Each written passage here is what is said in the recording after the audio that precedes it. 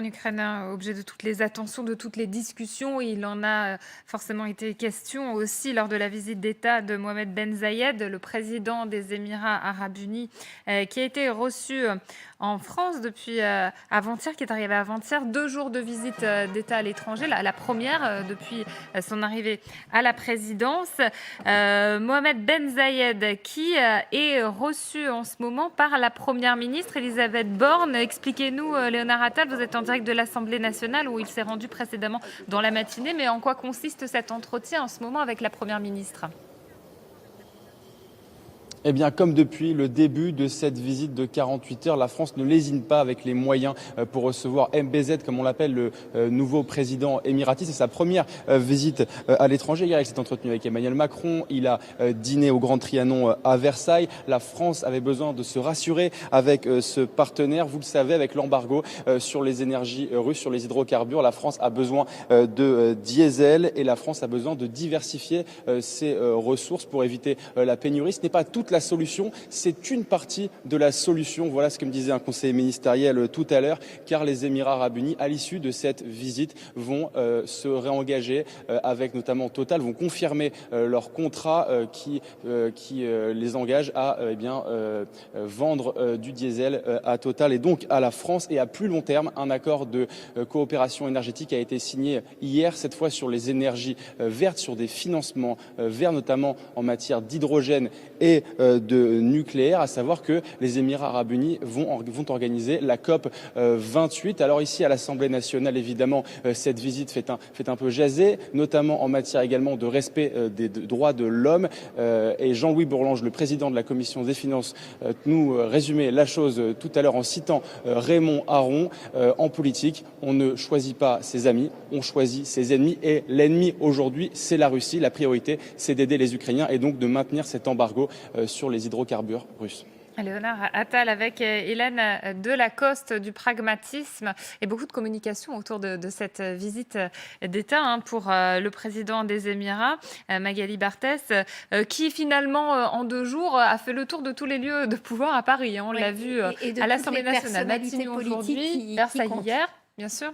Oui, oui, absolument. On l'a vu en effet faire le tour de toutes les plus hauts personnages de l'État et il termine donc sa visite en France chez la Première ministre Elisabeth Borne et il sera raccompagné par Catherine Colonna, notre ministre des Affaires étrangères, à l'aéroport tout à l'heure. C'est vrai qu'on a déployé tout le faste. On voit bien d'ailleurs l'impressionnant cortège qui accompagne la voiture de MBZ. Le général François Chovancy confirme. J'apprécie. Emmanuel Macron connaît bien le dirigeant émirati. Ils se sont rencontrés à de nombreuses reprises. Notamment, Emmanuel Macron était allé à Abu Dhabi en fin d'année dernière.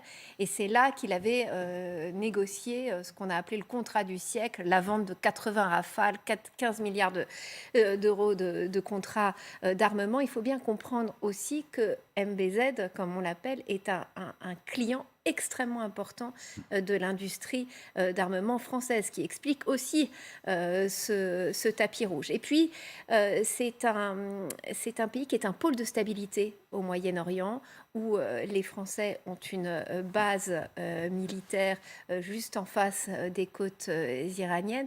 C'est vraiment un partenaire stratégique important. Les Américains ont les Saoudiens, même si les choses sont très compliquées aujourd'hui, mais enfin, on a bien vu Joe Biden quand même aller rencontrer Mohamed Ben Salman, le dirigeant saoudien.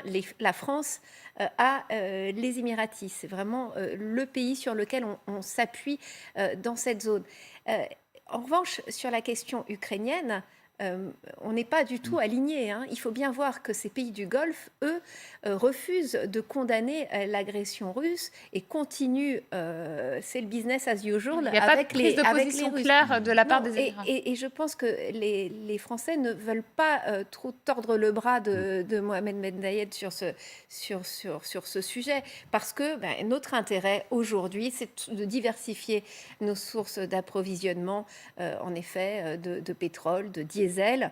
Et donc, tant pis si on n'arrive pas à convaincre ces pays-là de s'aligner sur le front occidental anti-Poutine. Général François Chauvency, c'est le pragmatisme dont on parlait. Oui, c'est un mot que j'aime bien. En plus, ça tombe bien. Je trouve qu'on a enfin une stratégie qui a du sens dans une région importante pour nous, pas uniquement du point de vue énergie, pas uniquement du point de vue économique. Nous sommes au Moyen-Orient. Nous sommes finalement aussi un pôle... pas d'opposition, mais une opportunité pour les États locaux par rapport aux Américains. Les Américains n'ont pas montré leur grande fiabilité depuis quelques années, et surtout, ils ont essayé de privilégier leurs intérêts au détriment même des nôtres. Donc, à la limite, la France, qu'elle joue là, un jeu d'ailleurs ancien, parce que finalement, on parle des Émirats Arabes Unis, mais nous ne pas le Qatar, avec Sarkozy, mais on leur a dit aussi des Rafales. Donc, bon, c'est pas le même Émirat, c'est 2 millions de personnes d'un côté avec 200 000 Qataris. De l'autre côté, on a presque 10 millions d'Émiratis. C'est pas la même dimension, c'est vrai, mais ce sont deux Émirats puissants en termes financiers, deux endroits, deux pays à qui on vend de l'armement, à qui on établit, en fonction de nos présidents de la République, des relations plus ou moins privilégiées. Et il y a toujours une variation, qui investissent en France énormément. Ne l'oublions pas, c'est pas uniquement d'aujourd'hui, c'est bien d'avant, ça fait des années, parce qu'on est quand même très réceptif à cette position. Et puis, régionalement parlant, n'oublions pas quand même, d'abord qu'on a des accords de défense, notamment avec les Émirats, c'est bien un accord de défense. Ça veut dire qu'on s'engage à participer à la défense des Émirats Arabes Unis en cas d'agression. Et on pense à qui? On pense à l'Iran. Et puis cette base qui existe quand même, pas sous le format d'aujourd'hui, mais qui existe depuis les années 90, ça fait plus de 30 ans finalement qu'on est dans ce pays-là, et il y a beaucoup d'expatriés français qui travaillent là-bas. Voilà, donc on a une zone importante d'influence, et puis n'oublions pas si loin, l'océan, l'Indo-Pacifique, dans lequel on a aussi des intérêts. Ce que l'on voit, c'est que nous ne sommes pas dans une logique de bloc. C'est-à-dire que ce n'est pas le bloc occidental contre le bloc russe ou autre. En fonction des intérêts de chacun des pays, on ajuste la diplomatie et les relations. On l'a vu tout à l'heure, la Turquie, elle est à la fois avec les Américains, l'OTAN et la Russie. Nous, on est avec les Émirats et le Qatar, mais on n'est pas d'accord sur l'Ukraine et la Russie, mais sur la question énergétique. Donc on est dans une diplomatie qui est très plastique et malléable. C'est modulable en fait. C'est assez modulable, oui, en fonction des des intérêts et des sujets. Et peut-être que dans quelques années, on sera fâché avec eux. Rappelons-nous Bachar al-Assad reçu en grande pompe sur les Champs-Élysées avant qu'on lui fasse la guerre. Donc tout peut changer aussi très vite dans cette région. C'est le propre de la diplomatie. Oui, c'est vrai, mais je crois aussi que la Syrie est un cas un peu particulier. Là, c'est un État quand même qui est à part. Là, nos Émirats, certes, sont sur des pétromonarchies, comme on dit, mais ils n'ont pas les moyens de faire une guerre quelconque. Ce sont des puissances d'influence et des puissances économiques. Et puis, j'ouvrais peut-être une parenthèse, parce qu'on parlait de la Turquie tout à l'heure, mais la Turquie cherche à revenir dans cette zone, que ce soit d'ailleurs au Qatar, aux Émirats Arabes Unis, ils ont ici un petit peu en Arabie Saoudite. Ils veulent aussi revenir le grand frère de leur grandeur passée de l'Empire ottoman. Donc il y a aussi une lutte d'influence souterraine. Il y a une base turque quand même au Qatar, quand même pas l'oublier. Donc nous, aux Émirats Arabes Unis, on a quand même un État, je dirais, effectivement, responsable. Je le disais hier d'ailleurs, c'est la petite Sparte. N'oublions pas ce qu'avaient dit les Américains. C'est la petite Sparte. Il y a une armée. Même si elle est très étrangère, mais c'est une armée professionnelle. On peut toujours parler effectivement du Yémen, mais il y a une volonté de cet État-là d'avoir une politique régionale influente, efficace, pragmatique. Donc c'est bien, à mon avis, qu'on aille dans ce sens-là.